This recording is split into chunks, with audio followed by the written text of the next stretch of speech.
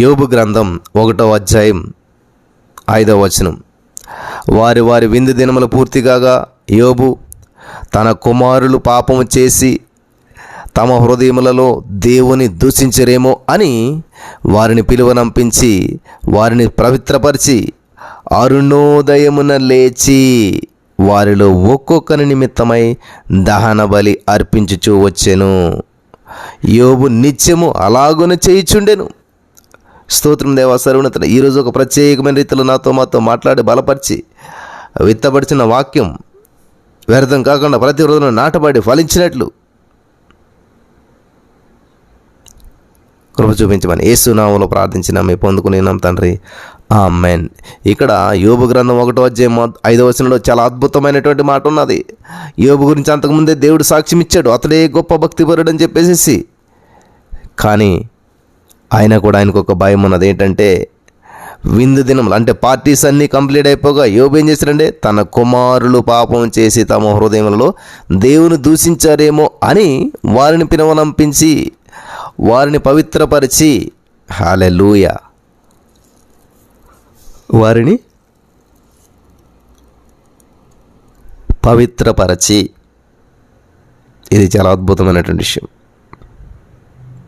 దేవునికి స్తోత్రం.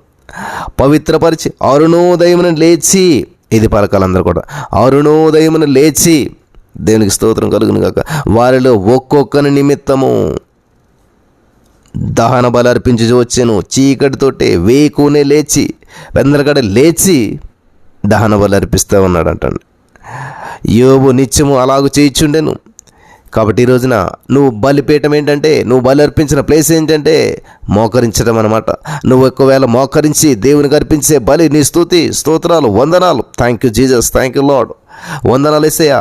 మరి ఎప్పుడైతే మనం అర్పిస్తూ ఉంటుంటామో అద్భుతమైన ఫలితాలు మనం చూడగలుగుతాం. హల్లెలూయా. ఉదయమునే లేచి, ఇది చాలా అద్భుతమైన విషయం ప్రియులారా. అరుణోదయం లేచి వారిలో ఒక్కొక్కరి నిమిత్తం ఇది చాలా పెద్ద ప్రాసెస్. మరి యోబు గారు కానీ ఒకవేళ అనుకున్నట్లయితే ఒక బలి ఇవ్వాలంటే ఎంత సమయం పడుతుంది? అట్లాంటిది 10 మంది నిమిత్తం 10 బలులు ఇస్తాం, ప్రార్థన చేయటం, అంతా సరదటం. చూసారా, ఉదయమునే లేచి ఒక్కరోజు కాదు ఒక్కొక్కరి నిమిత్తమైన దహన బలి అర్పించి వచ్చాను.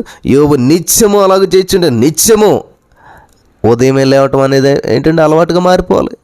21 days కాదు, 5-6 రోజులు కాదు, 2 రోజులు కాదు, 3 రోజులు కాదు.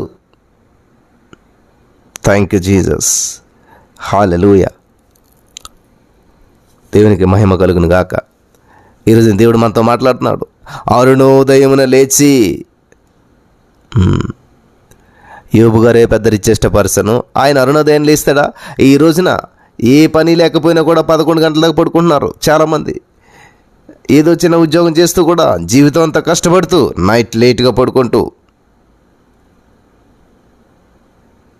ప్రియులు గమనించాలి, ఉదయం లేచే అలవాటు లేనప్పుడు నీ ఆశీర్వాదాలను స్వతంత్రించుకోలేవు. ఉదయం లేచే అలవాటు లేనప్పుడు దేవుని ప్రసన్నతను అనుభవించలేము.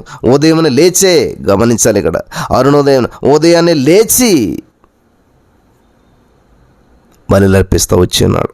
కాబట్టి ఎవరైతే మీ కుటుంబం బాగుండాలంటే, మరి మీ జీవితం ఏదైనా అద్భుతం జరగాలంటే ఖచ్చితంగా మోకరించి యేసయ్యా నీకు వందనాలు.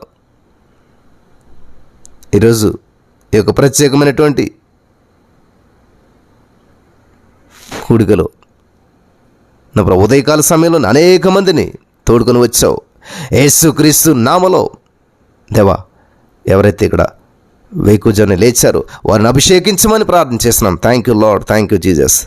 ప్రియుల ఉదయాన్నే లేచి ఏం చేస్తున్నట్టు వాళ్ళు ఒక్కొక్కరి నిమిత్తం దహన బలి అర్పించుతూ వచ్చాను. ఈరోజు మీరు లేచి మీ నిమిత్తం, మీ కుటుంబం నిమిత్తం, మీ భర్త నిమిత్తం, మీ వ్యాపార నిమిత్తం, మీ ఇరుగువారి నిమిత్తం, పొరుగువారి నిమిత్తం లేచి దహన బలి అనగా మోకరించి దేవుని స్తుతించి దేవుని ప్రార్థించి మీరు పలికినట్లయితే, మీరు పలికితే కలుగుతుంది.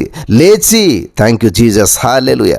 లేచి ఉదయాన్నే లేచి, చీకటితోటే లేచి, వేకువజామున లేచి, ఎవరైతే మీ బంధువుల నిమిత్తం, మీ బిడ్డల నిమిత్తం, మీ స్నేహితుల నిమిత్తం, మార్పు లేనటువంటి వారి నిమిత్తం, రక్షణ లేనటువంటి వారి నిమిత్తం, అనారోగ్య సమస్యలు ఉన్నవారి నిమిత్తం, హాస్పిటల్లో ఉన్నటువంటి వారి నిమిత్తం, మరి ఎన్నో సమస్యల్లో ఉన్నవారి నిమిత్తం ప్రార్థిస్తూ ఉండగా, హల్లెలూయా, దేవునికి స్తోత్రం కలుగును గాక. ఉదయం లేచి ప్రార్థించాలంటండి. వేకుజానే లేచి దహన బలి అర్పించాలి. దేవునికి స్తోత్రం కలుగును గాక. యోబు నిత్యము అలాగే చేయించుండెను. చెప్పాలి, నేను నిత్యము చేస్తాను.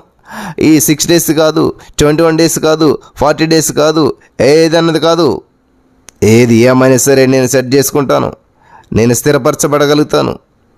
Thank you Jesus, thank you Lord. వందనాలు, వందనాలు యేసయ్యా, నీకే స్తోత్రాలు. Thank you Jesus. హల్లెలూయా. ఉదయమనే లేచి, చీకటితోటే లేచి, ఎర్లీ మార్నింగ్ లేచి, హల్లెలూయా, ఎంత అద్భుతంగా ఉందండి.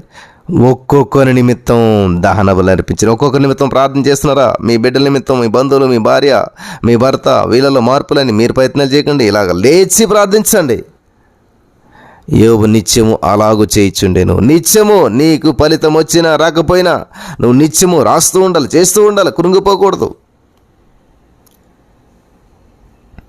Thank you Jesus. యేసయ్యా, నీ యొక్క వాక్య వెలుగులు మమ్మల్ని నడిపించినందుకు వందనాలు. ఈ వాక్యమైన వారందరి జీవితాలు గొప్ప మేలు ఆశీర్వాదం దయచేసినందుకు నీకు వందనం చెల్లిస్తున్నాము పరమ తండ్రి. ఆమేన్.